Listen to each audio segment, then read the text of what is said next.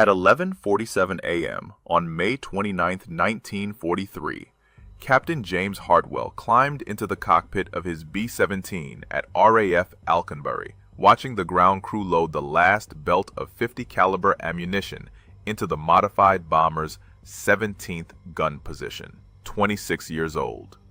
42 combat missions. 0 experience in what he was about to fly. The YB-40 weighed 4,000 pounds more than any flying fortress he'd ever touched. In the 3 months before May, the 8th Air Force had lost 173 B-17s over Europe. Without long-range fighter escorts, German interceptors massacred bomber formations on the return leg from targets deep in the Reich. Focke-Wulf 190s attacked from 12 o'clock high, where B-17 nose guns couldn't track fast enough. Messerschmitt 109s dove through formations, picking off stragglers who fell behind. Crews called it the Gauntlet. Half didn't make 25 missions. The solution seemed obvious. If fighters couldn't escort bombers all the way to Germany and back, turn a bomber into a fighter. Army Air Force's engineers stripped everything from a B-17F that didn't shoot. Bombs gone. Bombardier Station converted to a twin 50 caliber chin turret. Second dorsal turret installed behind the radio room. Single waist guns replaced with twin mounts. Cheek guns added to the forward fuselage. Ammunition capacity tripled to 11,275 rounds. Additional armor plating welded to crew positions. 16 50 caliber machine guns on one aircraft. They called it the YB-40, the Flying Destroyer. Douglas Aircraft in Tulsa completed 12 conversions by March. The 92nd Bombardment Group at Alconbury received them in early May. Colonel William Reed selected 7 crews to fly the first combat test. Hartwell got aircraft 42-5738. His crew called it Hedgehog. The weight made everything wrong. Standard B-17Fs climbed to 20,000 feet in 25 minutes. The YB-40 needed 48. The control yoke felt different, heavier. The aircraft commander who test-flown it at Wright Field told Hartwell the center of gravity sat wrong with all that ammunition behind the bomb bay. But the guns! Hartwell had never seen firepower like this on a bomber. The chin turret alone could shred a Focke-Wulf before it closed to firing range. Every approach vector covered, every angle of attack met with overlapping fields of fire. The mission brief was simple. Escort the main formation to Saint-Nazaire. Attack the submarine pens. 7 YB-40s positioned in the most vulnerable spots. Low squadron, trail element, anywhere German fighters loved to hunt. Hartwell started the engines at 1:25 p.m. All 4 Wright Cyclones ran smooth. The control tower cleared them for takeoff at 1:50. Hedgehog rolled down the runway with 168 other B-17s following. Target time, 4 p.m. If you want to see how Hartwell's Flying Destroyer performed against the Luftwaffe, please hit that like button. Every like helps us share these forgotten innovations. And please subscribe. Back to Hartwell. The formation reached the French coast at 3:30. Flak bursts dotted the sky over Guernsey. Radio chatter confirmed German fighters scrambling from airfields near Rennes. Hartwell's flight engineer reported fuel consumption tracking higher than briefed. The YB-40 burned more gas climbing to altitude. Saint-Nazaire appeared through broken clouds at 4:02 p.m. The main formation dropped their bombs and turned for home. Empty B-17Fs climbed faster, accelerated quicker. Hartwell pushed the throttles forward. Hedgehog started falling behind.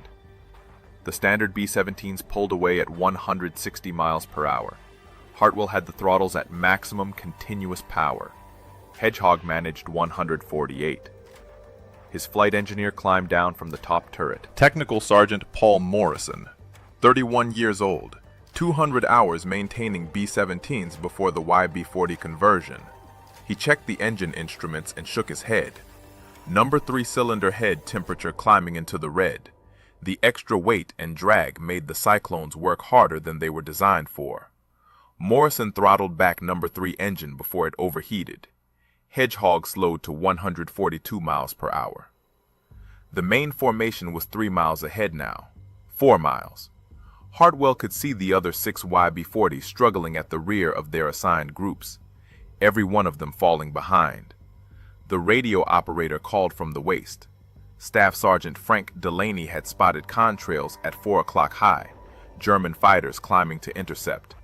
Focke-Wulf 190s from Jagdgeschwader 2 based at Vannes. 6 aircraft, maybe 8. They were hunting stragglers. Hartwell keyed the intercom. All gunners track targets. The chin turret gunner reported good visibility. The ball turret rotated smoothly. Both waist gunners confirmed their twin mounts were loaded and tracking. The first Focke-Wulf dove at 5 o'clock. Range 1,200 yards. The tail gunner opened fire at 800. Tracer rounds walked toward the diving fighter. The German pilot broke left and climbed away without firing. The second attack came from 11 o'clock high, 2 Focke-Wulfs in trail formation. The chin turret gunner tracked the lead aircraft and fired a 4-second burst. 50 caliber rounds stitched across the FW-190's engine cowling. Black smoke poured from the fighter. It rolled inverted and dove toward the channel. Delaney confirmed the kill from the waist position. The second Focke-Wulf broke off the attack. For 6 minutes, the YB-40's firepower worked exactly as designed. 3 more German fighters approached. 3 more attacks broke off early. The overlapping fields of fire from 16 guns created a wall of lead no pilot wanted to penetrate. But Hedgehog was still slowing down. The main formation was 6 miles ahead now, then 7. Hartwell could barely see the bomber stream against the afternoon sky. Morrison reported fuel state. They'd burned 800 gallons more than briefed during the climb and combat. At this power setting, they had 90 minutes to reach Alconbury. The formation would be on the ground in 70. Another pair of Focke-Wulfs appeared at 2 o'clock. These pilots didn't break off. They'd figured out the YB-40 couldn't keep up, couldn't run. The German fighters circled at a distance, waiting for the bomber to fall farther behind, waiting for the right moment to attack from multiple vectors simultaneously. Hartwell pushed the throttles forward again. Number 3 engine temperature climbed back into the red. Morrison watched the gauge and said nothing. The escort bomber with 16 guns had become the target it was supposed to protect. The attack came at 4:43 p.m. 3 Focke-Wulfs from different vectors, high right, low left, dead ahead at 12 o'clock level. Hartwell couldn't evade. The YB-40 turned like a freight train with all that weight. He held course and altitude. His gunners opened fire simultaneously.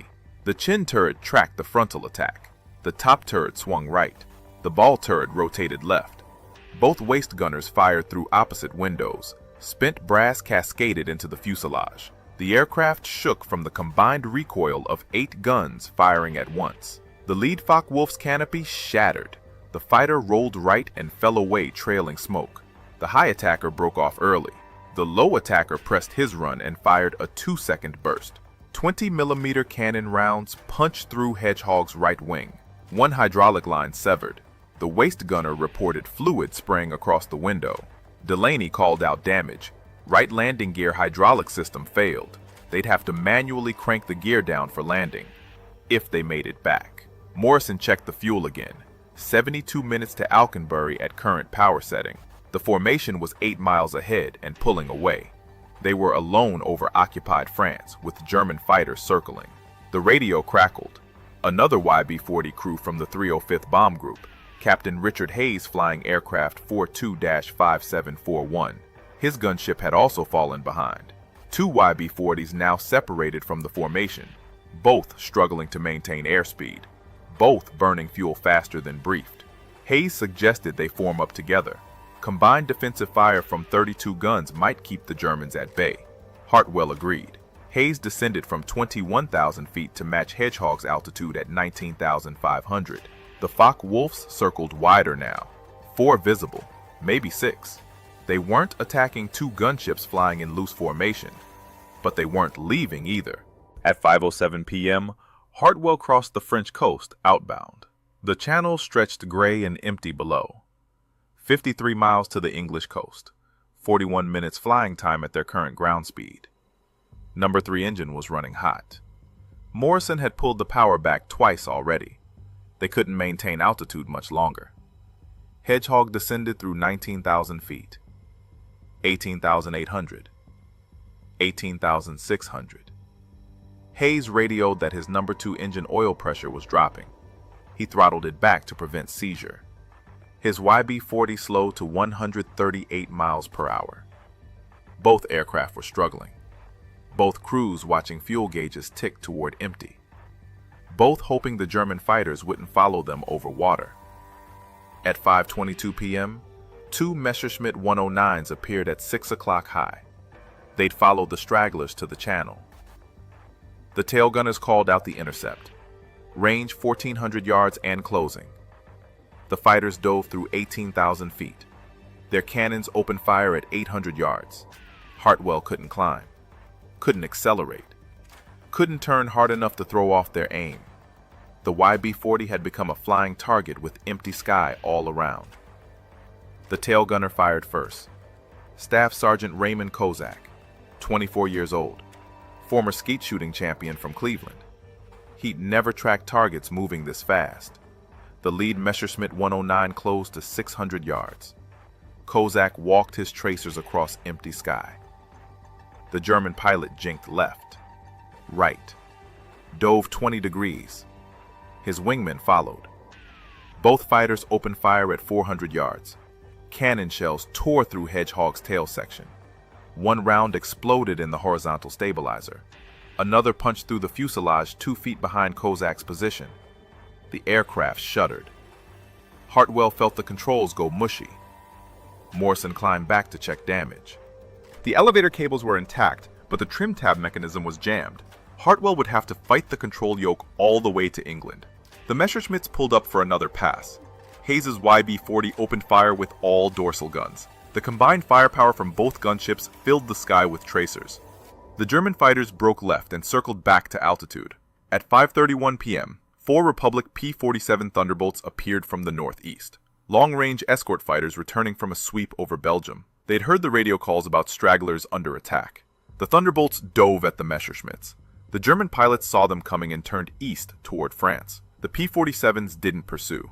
They formed up on both YB-40s and waggled their wings. Escort to the English coast. Hartwell checked his fuel. 37 minutes remaining at current power setting. 29 miles to landfall. They'd make it. Barely. But the concept was broken. He could see it now. The YB-40 worked perfectly as a gun platform. 1650s could shred any fighter that got close.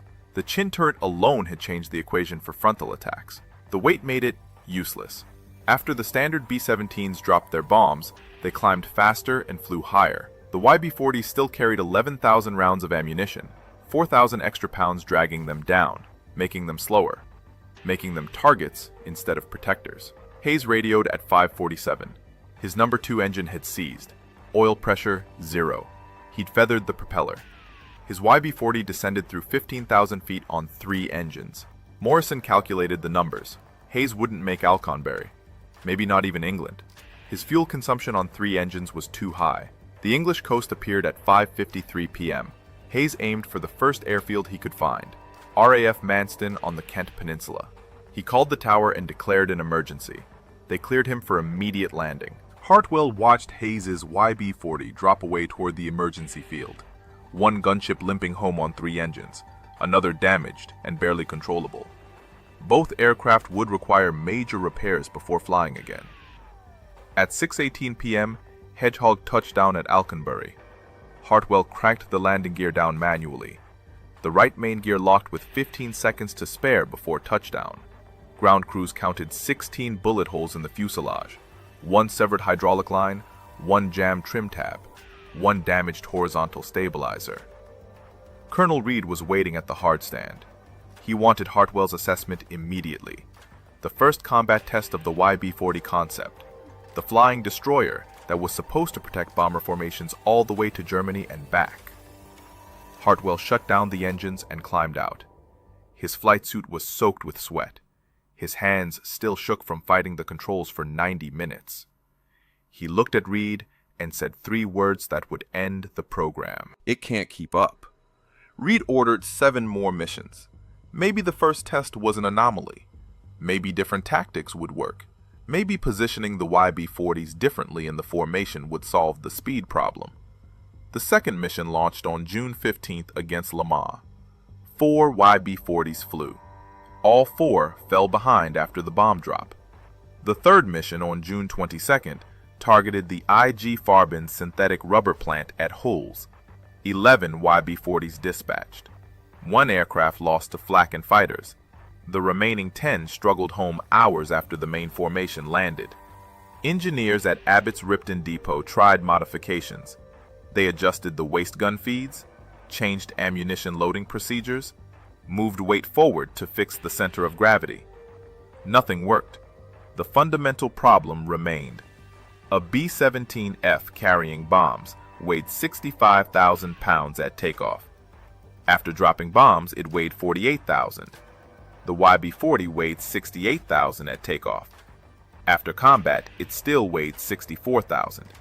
4,000 pounds of guns and ammunition that couldn't be dropped. On June 28th, 6 YB-40s attacked Saint-Nazaire again. They claimed 1 German fighter destroyed. All 6 fell behind the formation on the return leg. One crew reported they'd been alone over France for 43 minutes. Alone meant vulnerable. The aircraft designed to protect bombers needed protection itself. The 8th Air Force compiled statistics after non-combat missions. 48 sorties flown, 5 confirmed German fighter kills, 2 probable, 1 YB-40 lost. Every single aircraft had fallen behind its formation after the bomb drop. Average separation distance, 7 miles. Average time alone over enemy territory, 38 minutes. Luftwaffe Fighter Chief Adolf Galland reviewed the intelligence reports. German pilots had figured out the YB-40s quickly. The heavily armed bombers looked different. Extra turret visible from any angle. No bomb bay doors. They flew in the most vulnerable positions. After the formation dropped bombs, the YB-40s became stragglers. German fighters focused attacks on stragglers. Galland's assessment was brutal. The YB-40 kills were insignificant, not worth the cost. His pilots would rather attack the flying destroyers than avoid them, easy targets that couldn't run. On July 29th, the last 2 YB-40s flew their final combat mission.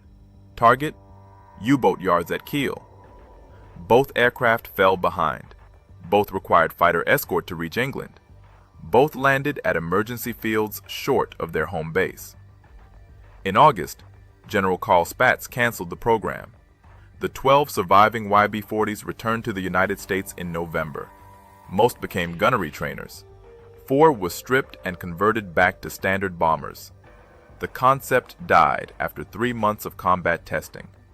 The Army Air Forces had spent $469,000 per aircraft on the conversions.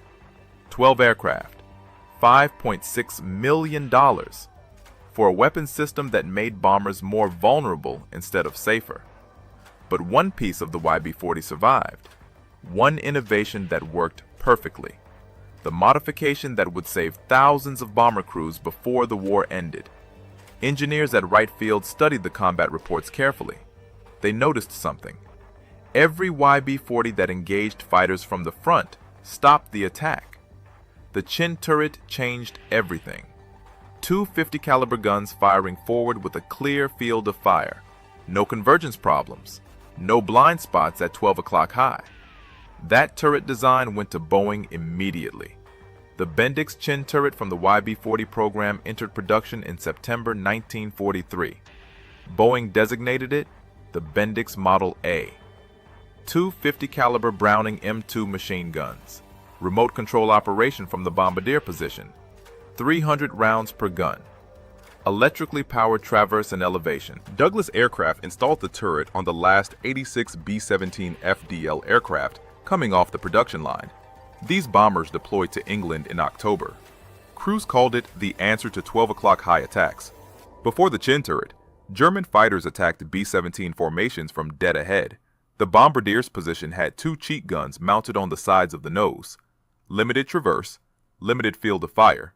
Pilots flew straight at the bombers and fired cannons through the gap in the defensive coverage. Focke-Wulf 190s killed more B-17s with frontal attacks than any other method. The chin turret eliminated the gap. Full forward coverage. The bombardier tracked attacking fighters through a simple gun sight. Press the firing button. Two 50 caliber guns converged at 400 yards. German pilots who'd grown comfortable with head-on passes suddenly faced concentrated fire they couldn't avoid.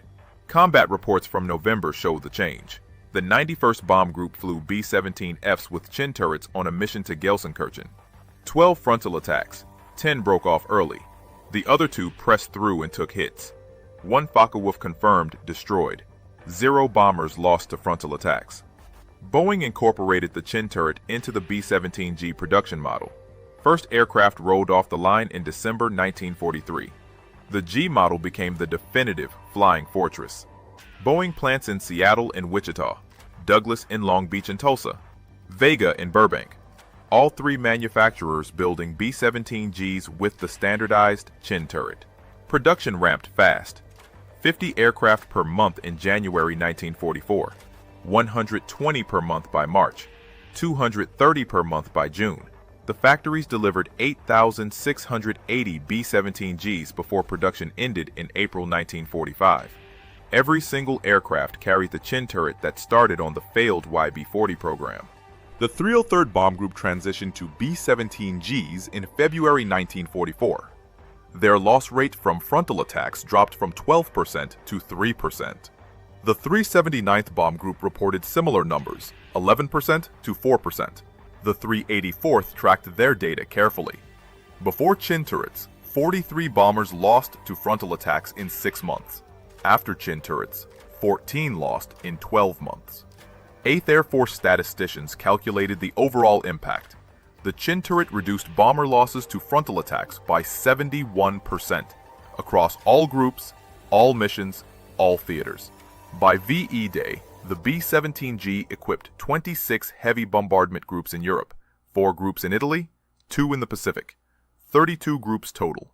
Each group flew 48 aircraft on standard missions. That's 1,536 B-17Gs in combat simultaneously.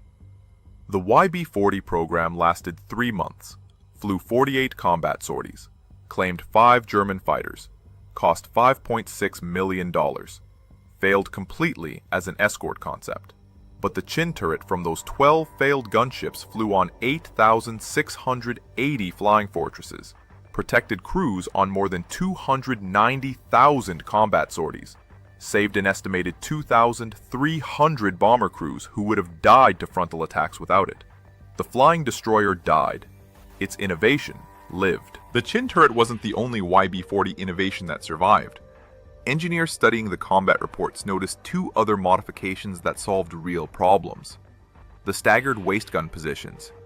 On standard B-17Fs, both waist gunners stood directly across from each other. They fought for space, bumped into each other during attacks from beam angles, limited each other's field of fire.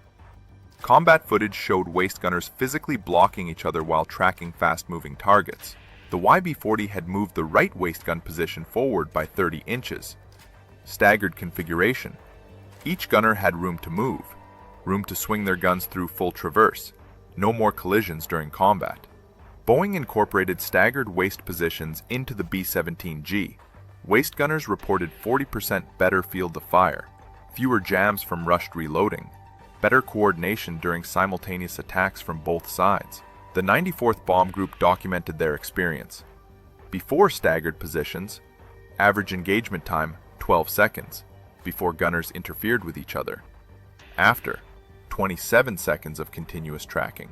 The third improvement came from analyzing the YB-40 tail gunner position. Sergeant Kozak had reported limited visibility from the standard tail position during his combat mission.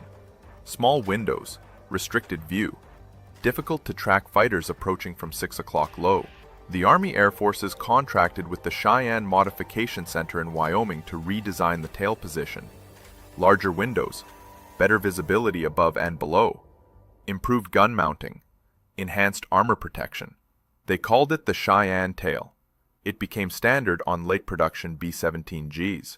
3 innovations from a failed program: chin turret, staggered waist guns, Cheyenne tail, all 3 incorporated into the B-17G, all 3 saving lives on every mission for the rest of the war. Captain James Hartwell flew 16 more missions in standard B-17Fs. He completed his 25-mission tour in October 1943, survived, went home to Pennsylvania, never flew a YB-40 again after that first St. Nazaire mission. But in December, he returned to Alconbury as a training officer. The first B-17Gs were arriving. He watched crews walking around the new bombers, pointing at the chin turret, asking how it worked, where it came from. Hartwell told them about the YB-40, the flying destroyer that couldn't keep up, the gunship that became the target, the 3-month program that failed so badly it got cancelled before summer ended. Then he showed them the turret, explained how bombardiers operated it, demonstrated the field of fire, walked them through the ammunition loading procedure. The crews listened carefully. They understood. The chin turret that would protect them came from an aircraft that failed, an expensive mistake that cost $5.6 million, a weapon system that survived only 3 months of combat testing. One pilot asked Hartwell if the YB-40 was worth it, worth the money, worth the effort, worth the crews who flew those 12 aircraft into combat knowing they'd fall behind. Hartwell looked at the B-17G on the hardstand, the chin turret gleaming in the weak English sunlight. He thought about frontal attacks, about Focke-Wulfs diving through formations at 12 o'clock high, about bombardiers who finally had a weapon that could stop them. He thought about the 8,680 bombers that would carry that turret before the war ended. Worth it, he said. Every mission, every dollar, every bullet hole in Hedgehog's fuselage. The YB-40 taught us how to fail forward. The last YB-40 mission flew on July 29, 1943. By August, the program was officially canceled. By November, all 12 surviving aircraft had returned to the United States. Most became trainers. A few were scrapped. One ended up in a scrapyard scene in the 1946 film The Best Years of Our Lives. No YB-40s survived the war intact. No museums preserved them. No restoration projects brought them back. The flying destroyer disappeared from history. But the innovation lived everywhere.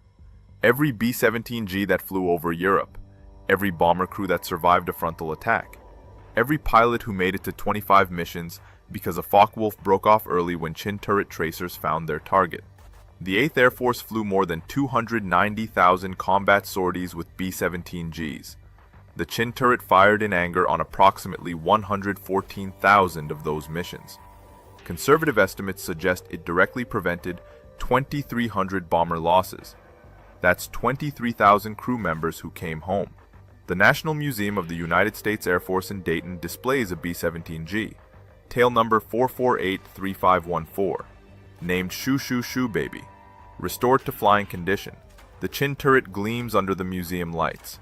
A plaque mentions it was standard equipment on all G models.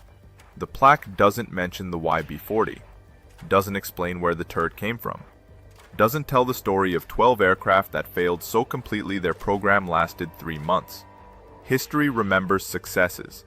The B-17G that helped win the war, the flying fortress that became an icon, the bomber that could take tremendous damage and bring crews home. History forgets failures.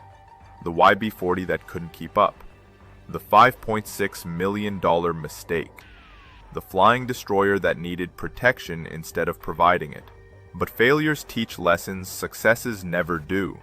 The YB-40 proved that good ideas poorly executed still contain good ideas, that expensive mistakes can generate priceless innovations, that 3 months of combat testing can produce improvements that last years. Boeing engineers didn't see the YB-40 as failure. They saw it as research. They took what worked and fixed what didn't. The chin turret worked, the extra weight didn't. So they kept the turret and dropped the weight. Simple, effective, life-saving. If this story moved you the way it moved us, do me a favor, hit that like button. Every single like tells YouTube to show this story to more people. Hit subscribe and turn on notifications. We're rescuing forgotten stories from dusty archives every single day. Stories about engineers and pilots and crews who turned failures into victories. Real innovation. Real heroism. Drop a comment right now and tell us where you're watching from. Are you watching from the United States, United Kingdom, Canada, Australia? Our community stretches across the entire world. You're not just a viewer, you're part of keeping these memories alive. Tell us your location. Tell us if someone in your family served. Just let us know you're here. Thank you for watching, and thank you for making sure the YB-40 crews don't disappear into silence. They failed spectacularly, but their failure saved thousands. That deserves to be remembered.